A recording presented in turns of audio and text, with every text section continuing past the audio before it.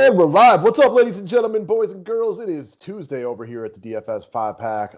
We are ready to talk a little NBA DFS, ready to get back on that horse after a rough day yesterday, courtesy of Mr. Morant getting hurt. So best wishes to him. Looks like a little bit of a rough ankle injury, so hopefully he's all right. Yeah, man. Obviously hurt our lineups, but more importantly, I hope he's okay. You never know with those types of things. Sometimes when it looks awful like that, it ends up not being so bad. You just don't know. Yeah, for sure. Sometimes you never really can tell. I don't know if anybody saw Christian Wood go down in the fourth quarter or like a late third or early fourth. He grabbed his knee and it had all the looks of an ACL injury. Turns out like he just banged knees as he was trying to split two defenders.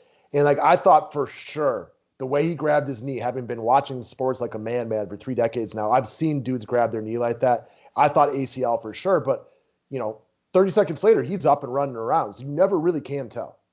For sure. Did you see that? I did not. Oh, man. The look on his face and the way he grabbed it, I got scared for about a hot 20 seconds right there. And luckily, he was just fine, though. First time hearing about it, so interesting. Yeah, man. The looks can be deceiving. Anyways, guys, we're here to break down the DraftKings slate for tonight. Slide your finger over to that thumbs up button if you can. We are ready to talk a little NBA DFS. And as long as you got some free time, my man, we're going to get on here later and talk about the overlay NBA jackpot contest that they got rolling. It is already up and ready to be discussed. Last year, our boy DFS Wolfpack won 21 grand. Why not give you guys the best opportunities to win that kind of money? If you've never played on overlay and you make that initial deposit today, help me with a screenshot of that deposit so I can get you a free 5-pack membership. Man, I'm excited to break that down with you as well. Guys, I'm loving having the NBA back today. So we got a couple of promotions for the 5-pack promotions of the day up right now. One, and this is a real easy one to do. If you guys get us 200 likes today, we had 127 yesterday, just takes about 70 more of you to do so. We'll do our members-only podcast free for the public tomorrow. Free, not fee, apparently. I have an older computer that some of the keys aren't working so well, and I missed the R on that one. Also, if you buy a day pass today, day passes are $5. Get you the video and the write-up for $5. I will get you tomorrow's for free as well. So that is a 2-for-1 deal. Those are both up to the public today. Take advantage, and let's get after it. Can't beat that, man. All right, guys, subscribe to the station if you are new to it. Get that write-up if you're looking for it. Monthly memberships get both sports. And if you haven't caught the show yet this year, guys, we're going to continue with the new format, Cash Lock, GPP Lock, favorite mutual play, and then both of our long shots of the day. Yeah, excited to talk this one out with you. I feel like we got a bunch of similar plays, so let's get it. All right, guys, so I'm going to start with my first Cash Lock of the day, and I'm going to go over to my Milwaukee Bucks taking on the losers of the NBA Finals last year, the Miami Heat. So a big part of this one being a lock is Jimmy Butler is listed as doubtful. I'm going to take them at their word. I'm assuming he's not playing tonight. The Heat will be a playoff team this year. So I'm assuming they're going to play the long game. Might as well let your best player get healthy. So I think Jimmy Butler's doubtful is all but being ruled out for the day. He left last game. He was banged up moving into it. So I'm looking at Goran Dragic at 5,800. Dragic was a big part of us winning the Christmas Day slate. He's playing well to start the year. He's a good player. And my Bucks team has a lot of new pieces this year, which means from a team defense perspective, they're not playing so well to start the year. They just got lit up by the Knicks. They lost to Boston opening day. Yeah, Golden State didn't do much against them, but Golden State was playing really poorly the first couple of games. I think you see Dragic out there tonight just doing Dragic type of things, creating plays for his teammates, scoring the ball pretty effectively. Is he going to go for 80 tonight? No, he's not that kind of a player. He's not James Harden. He's not Giannis. He's not Russell Westbrook or anything like that. But I think he's in a really good spot for 35 plus here. Continue what he started the year doing. But if Butler plays, then he's just a player to me. He's still not a bad play, but he's not a guy I'm locking in if for some reason Jimmy Butler goes from doubtful to questionable to play. Same. So you mentioned he's not James Harden. He's not Russell Westbrook, any of those guys. He's not. But what he is too cheap for the spot he's in tonight with no Butler. And that's all it is. Like, that's NBA DFS in a nutshell, is trying to find guys that are too cheap that any given night. And he's that guy here. It doesn't mean he's going to play amazing, but he should walk into cash value with easy GPP upside if he's playing well. And that's all it is. Yeah, he's a good passer. He's a good scorer. He's a veteran player. So there are other players on the Heat in play. This is also one I don't really care if he starts or not. And what I mean by that is It's been going on since the beginning of NBA DFS. People tend to overreact when guys aren't named starters. Like, I can see none starting tonight and only playing 15 minutes, and Dragic plays 30. Yeah, I don't care for a guy like Dragic, especially a guy who's used to playing off the bench like this. Yeah, we've always cared about that more when it's a guy like an Enes Kanter. Yes. Who your only worry is he going to get the minutes? Well, if he's starting, that shows that coach has faith in him for that day, or at least is trying to have faith in him for the day. Dragic is playing his minutes under any circumstance. Mm-hmm. All right, next up, a guy I just mentioned real briefly, a guy that's your GPP play of the day, but a guy that I like a lot as well. I own him on all 3 of my year-long leagues this year, just in case you're wondering how much I like this dude. And it's Russell the Muscle Westbrook, and he's your GPP guy. I got 0 issues playing him in cash, guys. Just I think he's good in all formats. He's another guy that's firmly in play everywhere. I wouldn't say he's like too cheap, but there's a lot of meat left on the bone here for upside. You know, we've seen how well he's played so far to start the year. Hasn't even shot the ball well at all, excuse me. I mean, listen, we know who Westbrook is. He's a walking triple-double every time he steps on the court. He's 2 for 2 with triple-doubles this year. I think this game's competitive. We've seen Chicago give up big games to basically everyone they've played. I expect them to play well also here. So this game is my favorite game on the slate. Big time upset on both sides. And there's no doubt Westbrook's the top play from the game. I mean, it's Russell Westbrook now away from James Harden, running the show on a new team. There's so much to like here. I like him a lot today. He is, as it stands right now, Dragic is my cash game point guard. But for anybody new to the game, you also have a guard in a utility spot. And Russell Westbrook has a good opportunity to make my lineups there as well. Like I said, the last point was one that I like a lot. I think barring freak occurrences, major foul issues, injuries, or just a massive blowout, he's going to get you at least 45 DK points. I also think his upside, and we all know this having been playing this game for years, is significantly higher than that. Yeah, this is like the perfect spot for him. He's playing with a lot of guys that can shoot well and that don't rebound. I mean, it's just like amazing spot for him. You know what I mean? Yeah, definitely. The only thing you might worry about, we talked about it, Chicago has been run out of the gym twice this year. I think they're a lot better than that. I don't think that's what happens tonight. It's like the only cause for pause, but in that situation, he still hits a nice floor. This guy has got a great combination of floor and ceiling, which is what you want. For sure. All right, next up, we're going to move over to our mutual favorite play of the day, and that is Nas, not the rapper, but Nas Reed of the Minnesota Timberwolves, priced at $5,100. My favorite thing about him is the power forward eligibility. There's always opportunity cost if you can only play a guy at center, but that power or forward eligibility is big time to me tonight. He's currently projected to be one of, if not the highest owned guy on the slate for good reason. And for me, as a cash game mostly guy, like just lock him into your power forward role. For you as a GPP guy, though, like that doesn't mean you can't play him there, because if you think he's going to ball, just play him and be different somewhere else.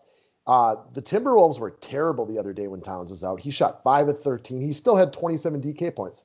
There is room for upside.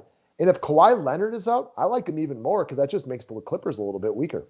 Yeah, it'll make the game probably closer. The Clippers weaker both offensively and defensively, excuse me. So the thing about Reed here, and the point that he's a power forward is massive. DK has done a decent job so far this year of not giving everyone dual position eligibility. We've seen that in the past. Like basically every player has that. And it's nice because it's easy to build, but it's not nice because it's so easy to build. Well, here we definitely can take advantage of it because Reed is a true center filling in for Karl Anthony Towns. They only have 2 centers on their roster now with him and Ed Davis, who Minnesota doesn't want to give a lot of run to. And we can get to play him at power forward at a very affordable price point.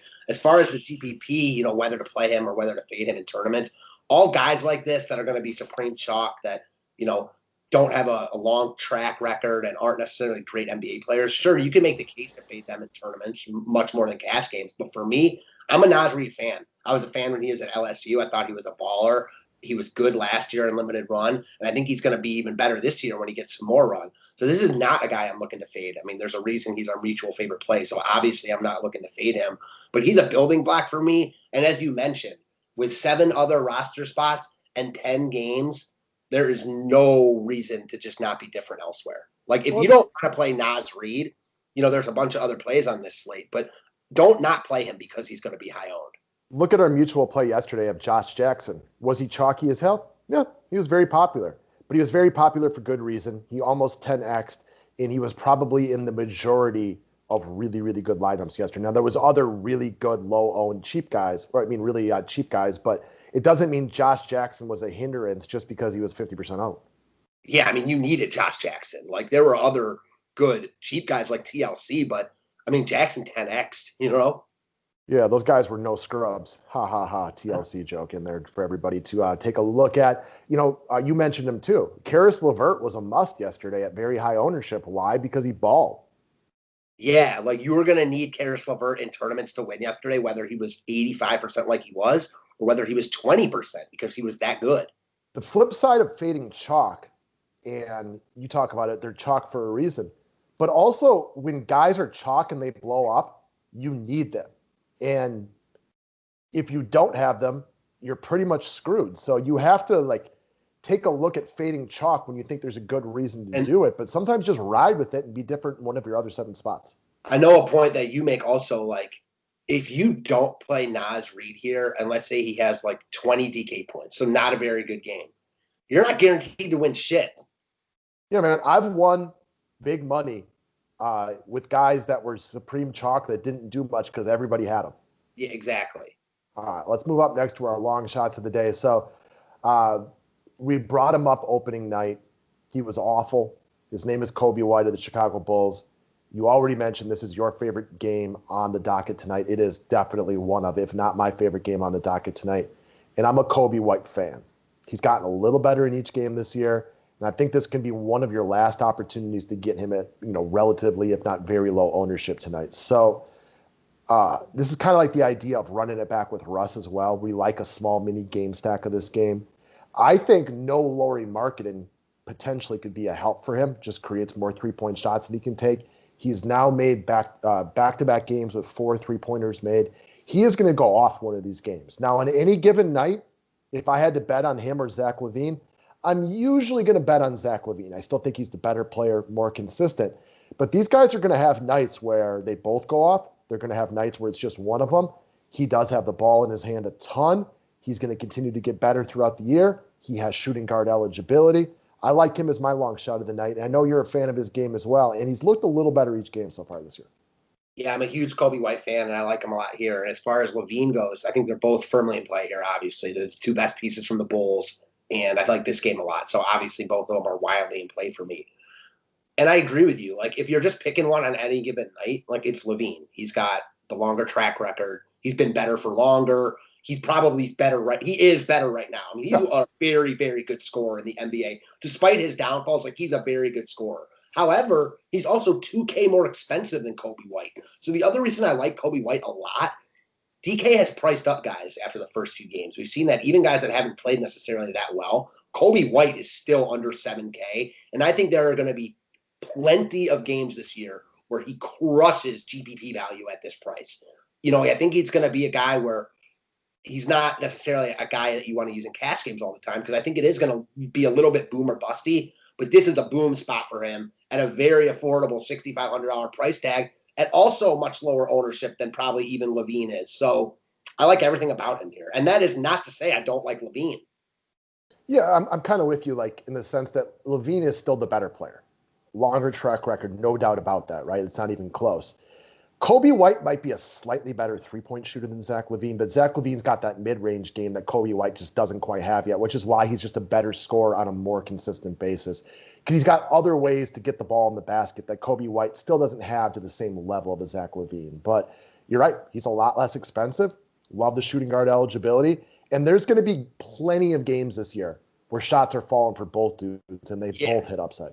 And this is a good spot for that. Absolutely. So let's flip to the other game that we like a lot, which is Golden State against Detroit, and talk about your long shot of the night.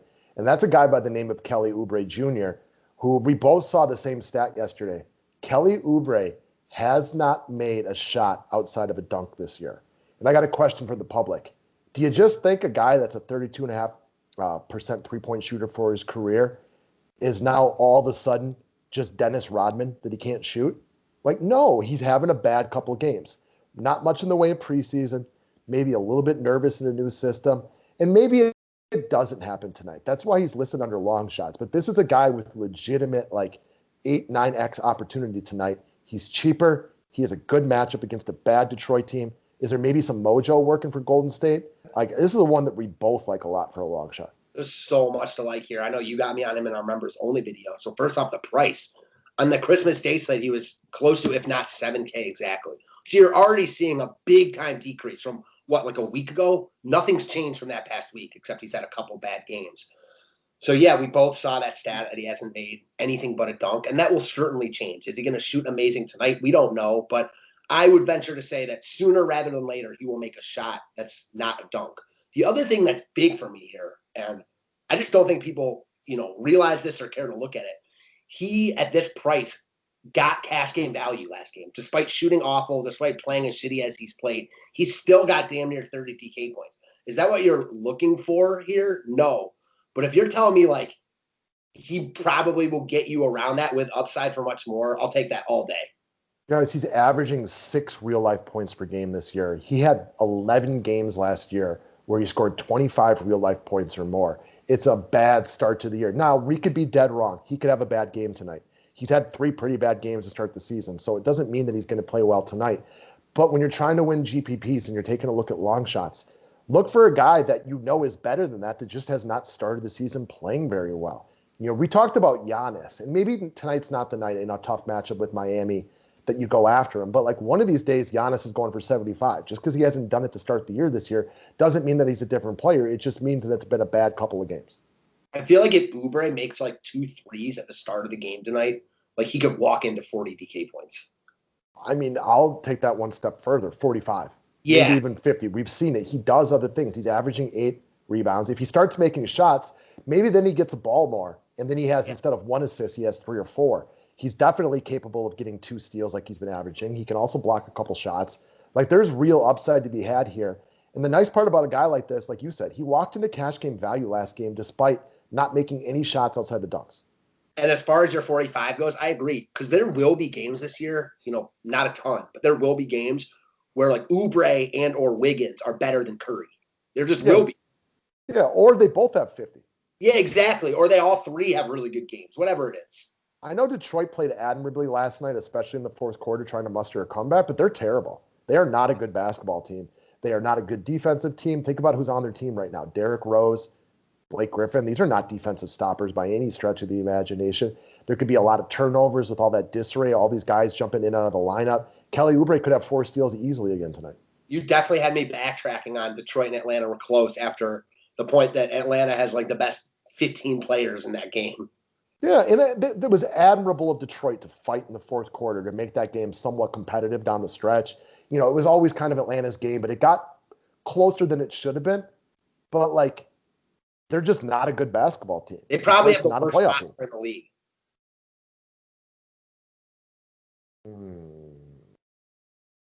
OKC's up there, but, like, Shai is much better than anyone on Detroit as a building block. Oh, as a building block? Oh, that's not even close. Because I like Derrick Rose, and I think he should be on a playoff team this year as like a 6th man. But as a building block, he's an older guy, right?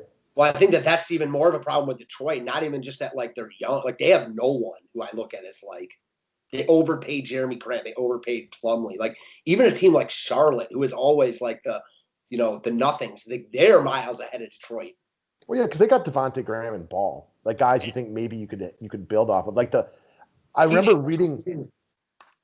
I was reading something, I think it was even the DraftKings write-up on Plumlee or Grant this year, and they're like, yeah, in one of the world's weirdest signings, they signed this 30-year-old journeyman when they're clearly nowhere close to, like, being competitive. It just makes no sense, Like, I don't get it. Man, they got a bunch of guys, Grant, Plumlee, Blake Griffin, and then Derrick Rose. Like, they could be, like, Derrick Rose could have a role on a decent team right now. But the fact that he's probably your best player, like, you got issues. Of all those guys, though, it definitely seems like Rose does not fit there. Then Blake Griffin for me. Like, those guys just don't fit here, especially Rose, who, like you said, I mean, you even mentioned a team like Milwaukee. Like, he can be good on a good team. Yeah, like, I'm sure, like, Milwaukee. Like, think about if he could come in off the bench in Dallas and, like, give Luka a break for 12 minutes and then run the show and then play next to Luka for 10 minutes a game. Like, Rose could be a factor on a lot of really good teams this year. I know that Lou Williams has been like really good off the bench for a while, and he's like won 6-man a few times. But Rose is better than Lou Williams. Do you agree with that? Not necessarily, but I do think he could very much fit the Lou Williams role on a variety of teams very, very similarly. I agree with that. And I mean, the list of teams, it's almost every team in the league, just not Detroit. Yeah, exactly. Because he wouldn't work for your Cavaliers right now either, because like they have a bunch of young guards they're trying to develop. But as far as like competitive teams that could use a 6-man, like the list is long.